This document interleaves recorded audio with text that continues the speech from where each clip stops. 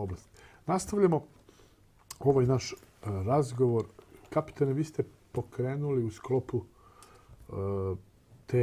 tog stava da država mora da ima neki pijetet prema svojim ratnicima, prema svojim herojima koji su očigledno, kada je trebalo, bili spremni da stanu u odbranu svoje otadžbine, da ona mora da ima prema njima poseban stav, pa čak i ako nešto zgreše pod pretpostavkom da su zgrešili.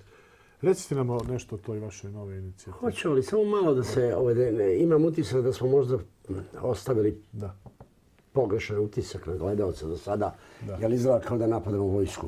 Mi smo pričali o JNA. JNA, naravno. Mislim, ja koliko sam uspeo da odavde pratim, kažem, otkrio sam da imam kuma u visoko rangiranog oficira tamo, pa imam neke informacije, pričamo o onim stvarima koje mene zanimaju. I ja sam u odnosu na šta je bilo, mi danas, to je veliki napredak što mi imamo u Srbiji. Naravno, ima tu mesta za unapređivanje. Kao što, ako se sećate, ja sam bio jedini čovjek u ono vreme koji je propagirao profesionalizaciju oružanih snaga. To je bila... I ja sam imao toliko neprijatelja, od Lazanskog koji su bili nasuprot meni, koji su bili protiv toga. Mi danas imamo tu profesionalnu armiju. Volio bi da vidim još i poluprofesionalnu rezervu.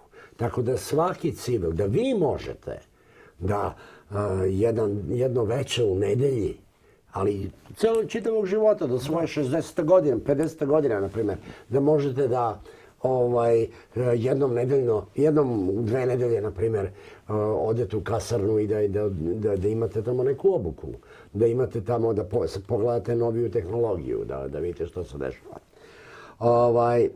Taj profesionalni odnos prema vojniku treba bi da se odrazi u jednom poštovanju prema vojniku. Ja bih volao da vidim sistem gde reč jednog oficira više vredi nego reč civila ili čak i policajca. Da to bude jedno poštovanje, da kad oficir stane, da časnu reč u sudskom procesu, da se njemu, da ima veću težinu nego, na primjer, neko drugi. Možda i u povratku vojnih sudova, da vojska ima posebnu... Ono što je ranije imali, što postoji u svetu, da ipak oni imaju poseban sistem, upravo da bi se vrednovalo. Da, zavisi koja je vrsta prekršaja napravljena.